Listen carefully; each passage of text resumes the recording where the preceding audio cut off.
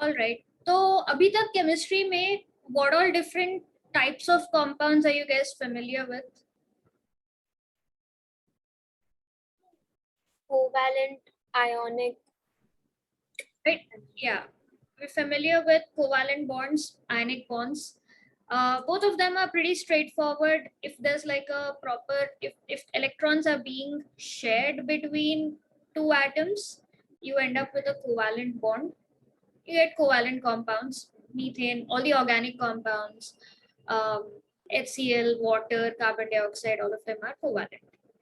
And then you have ionic bonds, which are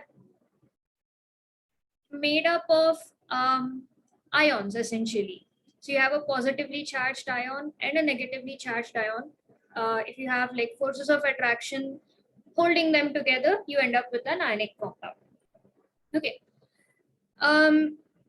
You will find covalent compounds, ionic compounds. Covalent compounds, you will find them mostly between p block elements, all the non-metals basically, right? Like atoms that are capable of sharing electrons with each other. Ionic bonds you will find between S and p block elements, like between a metal and a non-metal essentially. Like the metal loses electrons, the non-metal gains electrons. So that's how you get your ions, and then they're attracted to each other. And then there's a third type of bond, which is coordinate bonds.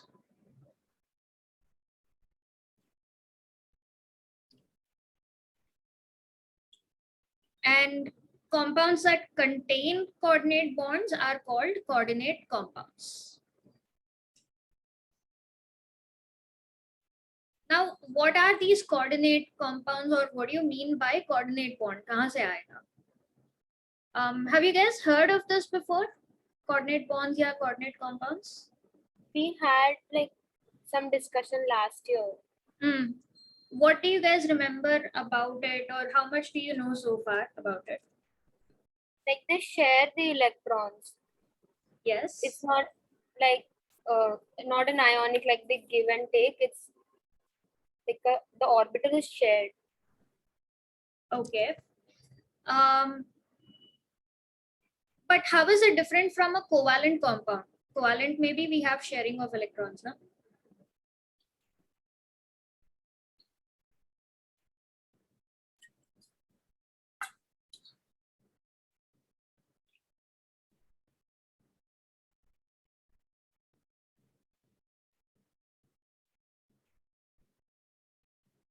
So what happens is, okay, the main thing about coordinate bonds, coordinate compounds, majority of them, it is found in D block elements. Okay, like your iron, copper, zinc, cobalt, nickel, all of these, platinum, gold, silver. How are D block elements different from S and P block elements, like in terms of their electronic configuration?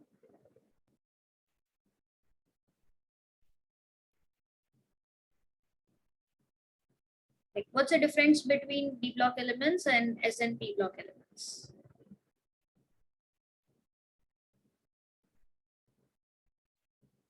D block elements don't usually give only the D block elements in the valency. Like they sometimes tend to share S and P block elements as well to attain a stable configuration.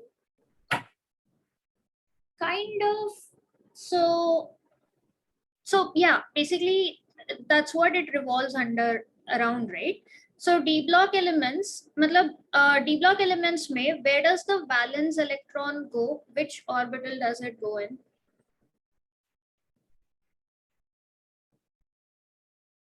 Like, why do you classify them as D block elements? Why do we call it as D block?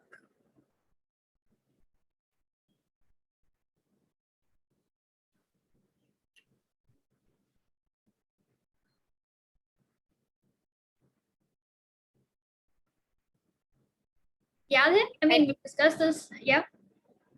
I did not get your question exactly. Like, So no, why do we call D block elements as D block? Like, why do these elements come under D block? Like we have S block, P block, D block, and F block, right? So on what basis are we calling them that, okay, these are S block elements, these are P block elements? Ma'am, I don't remember exactly, but I think D block consists of metalloids. No, definitely not. D block may all of them are metals. That was F block. Acha, okay. नहीं, P block has P block metals, non-metals, and metalloids. Yeah, it's pretty direct, guys. You don't remember? S block may the final electron goes into S subshell. P block may the final electron goes into P subshell. D block may the final electron goes into D subshell. And F block may the final electron goes into the F subshell. Electronic configurations. That's it. I did not get your question. Pehle. Yeah, so that's the thing about D block, and that's how they're different from S and P block elements. So if we take an example, compare sodium versus iron ka electronic configuration. What is the electronic configuration of sodium? 1s2, 2s2, 2p, 6 and 3s1. Yeah. And iron? That 1s2, 2s2, then this thing is 26. 26. 2p6, 3s2, 3p6.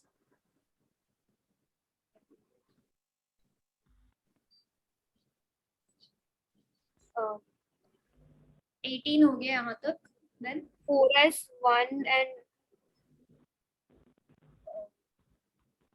4p. 1 second. 4s1 क्यों? No, not 4s1. 4s2 Hmm. and how much is left? 1 second. 18, 19, 20. So 6 are left. Yeah. So 3p6. 4p6. Is iron a noble gas? No. 3d6. Yes. Yeah. So if you look at it here, if sodium has to participate in bonding, it just has to lose the single electron, then it forms Na plus, and this is like a noble gas configuration, right? But abhi agar iron, if it wants to participate in reaction bonding, if it wants to have a stable configuration, 4s is the outermost shell. So first it has to lose these 2 electrons, and it's still not a complete subshell. It's still not a complete, like it's not getting noble gas configuration after this. If it wants to get a noble gas configuration, it has to lose 6 whole electrons, which is a lot of energy. Like ionization energy, so it's going to take, right? Already it's positively charged. So protons are going to attract it a lot. Like the 26 protons are already holding what, 24 electrons. And then if you want to get these out of an inner shell, it's going to be really, really difficult. So what iron does is either it loses just these 2 electrons, in which case it forms Fe2 plus, or 6 electrons, you have 1, 2, 3, 4, 5, and then 6th one goes over here, right? So then if it loses just 1 electron out of the 6, it forms a half, like this is half-filled shell, subshell, so half-filled orbital stability, which is why it gains Fe3 plus ka configuration, right? So what happens is, like a lot of times in D block, you have a lot of empty D orbitals that are there, that are just lying around. This doesn't happen with S and P block elements, mostly, like at least with S block metals, because S block metals just have to lose 1 or 2 electrons, and then their orbitals, their shells are completely filled, like they attain noble gas configuration. But this does not happen with D block elements, like they have empty D orbitals. Whether they lose electrons, whether they don't lose electrons, they end up with empty D orbitals.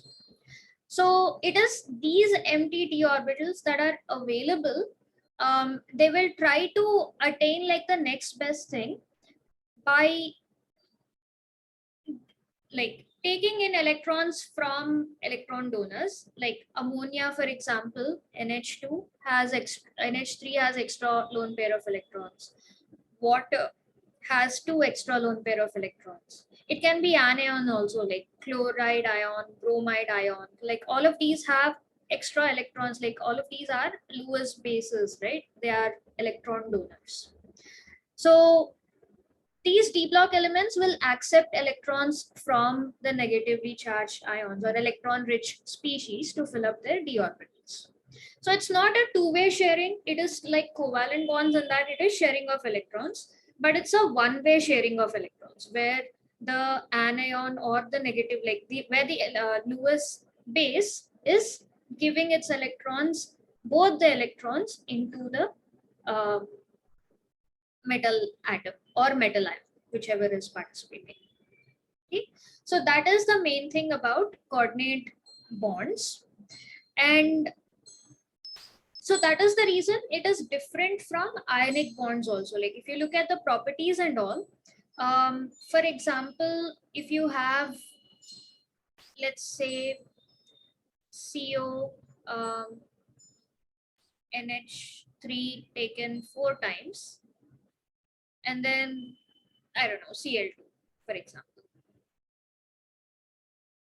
So this is how coordinate compounds are represented. So the square brackets tell you that whatever is inside the square brackets, there is a coordinate bond between the ammonia and the cobalt ion in this case. And whatever is outside the square bracket, this part represents ionic bond. So inside the square bracket is the coordinate bond, and outside the square bracket, whatever is there represents ionic bond. Okay, now coordinate bond is kind of like a covalent compound, right? Like ammonia is sharing its electrons with cobalt. It's a covalent bond. So when you dissolve it in water, or if it undergoes displacement reactions and all of that, this part is not going to ionize. Only whatever is there as in an ionic bond is going to ionize. So when you dissolve it in water, this whole thing forms a positive, like a cation, and you get chloride anions. So if there's a displacement reaction that has to take place, only the chloride ions can be replaced, not the ammonia part of it.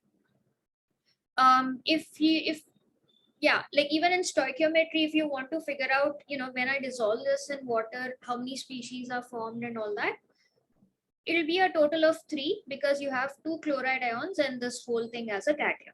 Whatever is inside the square bracket will not ionize. Okay, so that's like the main basic thing about coordinate compounds. And it's not just salts like this, like coordinate compounds, you also find it's very important in biology. For example, you guys 10th May you studied about hemoglobin, right? What is hemoglobin?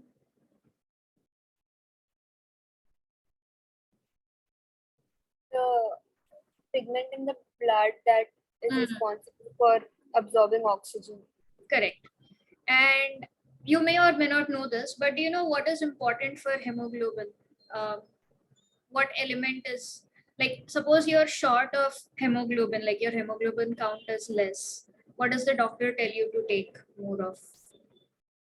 Because I'm not sure. Mercury, I guess. Was it mercury? I'm not sure. Oh my god, no, it's iron. Mercury is actually a poison. It's poisonous. Used to be used as a treatment in the olden days, but later on it's discontinued because it's poisonous. Do not take mercury ever. But iron, like that's why you have iron supplements, iron tablets, and all that, right? So that's required for hemoglobin. So hemoglobin the main thing, like the thing that holds it all together, you have iron at the center of it, and then you have like the whole organic structure around it. Similarly, plants maybe there's a metal atom which is chlorophyll. Like chlorophyll has magnesium in its structure that is quite important for chlorophyll to exist basically. Let me pull out the structures here.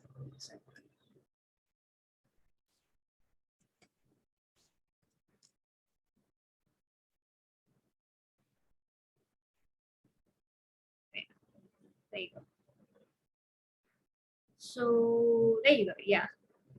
This is the structure of hemoglobin. Like this is what it looks like under a microscope.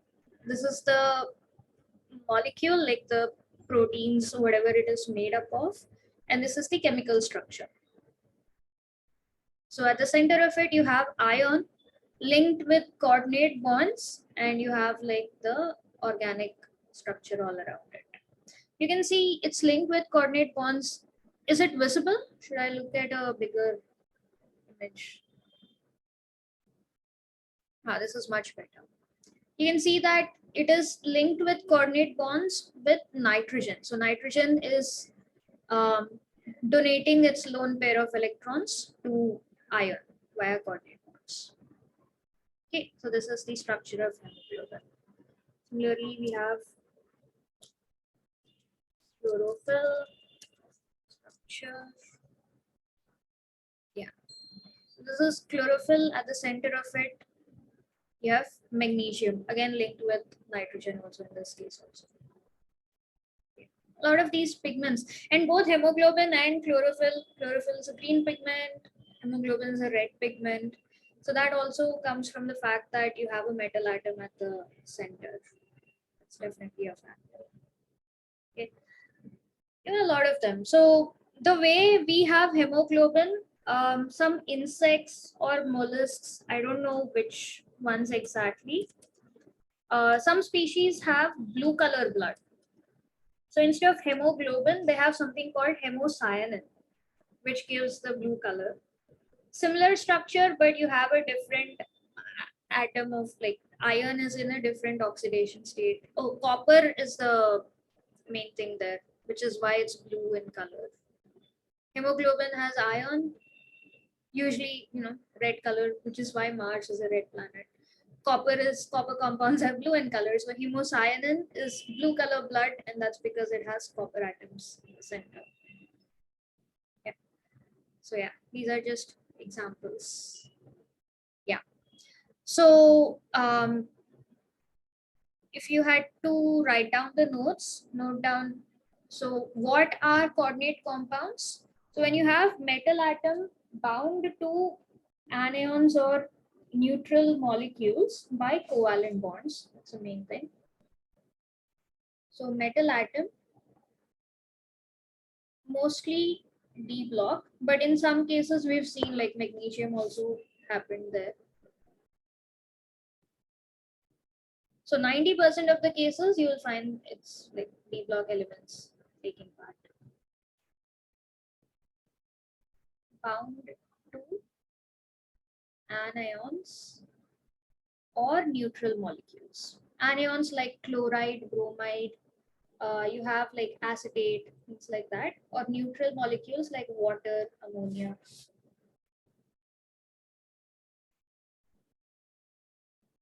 By covalent bonds.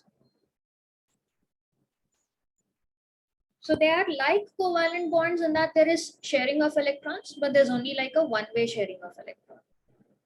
Just correct this, it can be either a metal atom or a metal ion. So it's not exclusively neutral atoms only. It can be metal atom or ion, which is bound to either anions or neutral molecules by covalent bonds. They are also called complex compounds.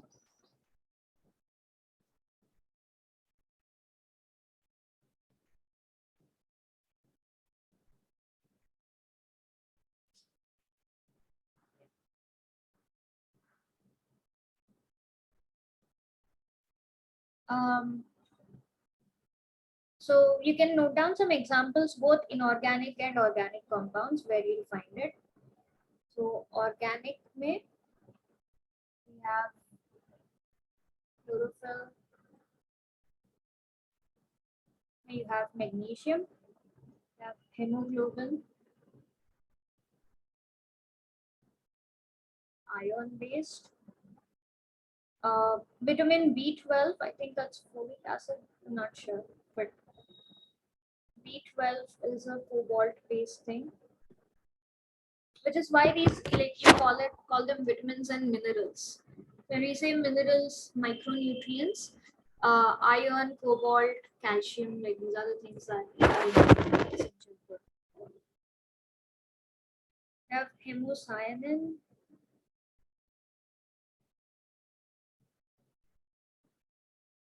which is found in spiders, crustaceans. Crustaceans are like sea creatures, like your snails, crabs, mollusks, oysters, clams, things like that. This may you find copper. And inorganic examples, like you find it's kind of looks like this, like one platinum based thing, PtCl6 Br. So it's a platinum coordinate compound. FeC2.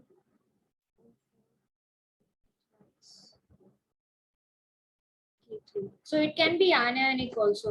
Like if suppose iron was neutral and then it was linked to an anion, this whole complex will have an overall negative charge. In that case, it can be an anion also.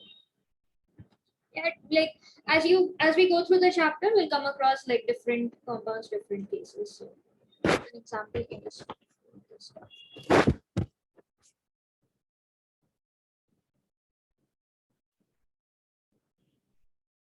All right.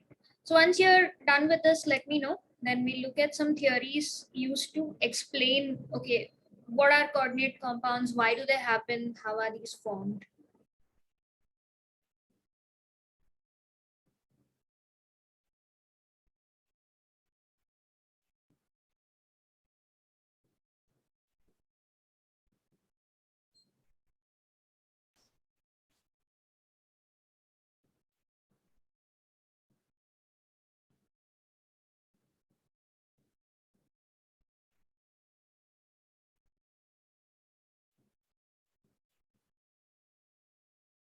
Okay.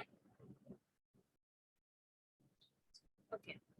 So the first person who tried to explain what these are, who it happened to give us postulates, was Alfred Werner. So we call it Werner's theory.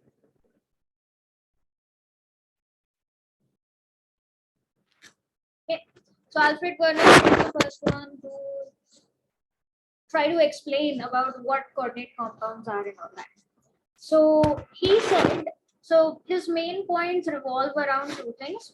So he said that all these metal atoms, all these elements that form coordinate compounds, complex compounds, they have two different types of valencies. So he said there's a primary valency, which is your regular, like what you're familiar with. Like suppose you have iron oxide Fe2O3. Usme +3 is the primary valency, like the number of electrons it is capable of losing in order to participate in bonding. So it is with this valency that it forms your ionic compounds, and it like all the binary compounds that you see. So binary compounds matlab compounds जिसमें there are two atoms or two ions, like iron oxide में iron and oxygen is only there. So in those kind of cases, it uses its primary valency. Copper chloride may you have only copper and chlorine, Cu2Cl, CuCl2 or Fe2O3, things like that. So whenever it's forming a compound with just one other species, binary compounds, it uses its primary valency. And then it has its secondary valency. So this is the part that, like, he called it secondary valency, but this applies to when it forms a coordinate compound. These are like the empty d orbitals or unpaired electrons that it has that it can use for forming coordinate compounds. So secondary valency, where is it used? When you have multiple groups bound to the metal ion.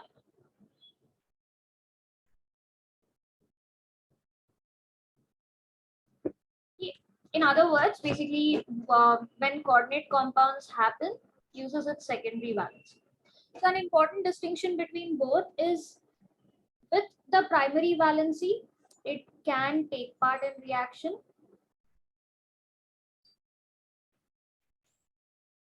For example, if I dip iron in copper chloride, then copper chloride, say it turns into copper ion, right? So in that case, +2 is changing into 0. So that's where your primary valency is coming into question.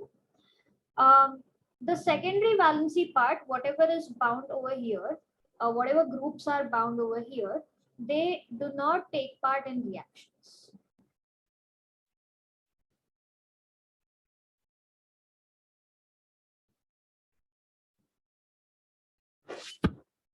And he was able to postulate this based on physical measurements.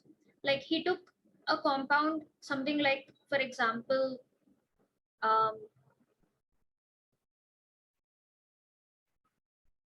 let's say we have CONH3 taken 6 times, 3 plus, what this, Cl3. So when he was trying to do displacement reactions or double displacement reactions, he was basically experimenting with this. Every time he found that he could replace the chloride ions, even when this dissolved in water. Like, if remember, in solutions we were able to measure depression and freezing point, elevation and boiling point. That is one of the way you can figure out solute ka molecular mass and all of that.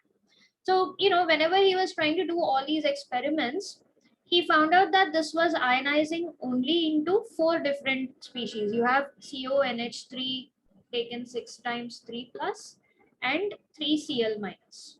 So only the chloride ions were taking part in the reactions. This was the primary valency of the cobalt atom in this case. The ammonia groups that are bonded to it, there was nothing suggesting, like it was not taking part in reactions, it was not dissociating, like this bond was not breaking essentially. So it was basis of these observations that he called it primary valency and secondary valency. Abhi though we know, based on the electronic configurations, and then you would do spectroscopic studies to figure out what's actually happening there. But yeah, that's essentially what was going on. Okay. Guys, the meeting will end in a bit, so I'll give you the points of postulates. Just join back once it ends, and then we'll start. Finish noting this down because this won't access this whiteboard again.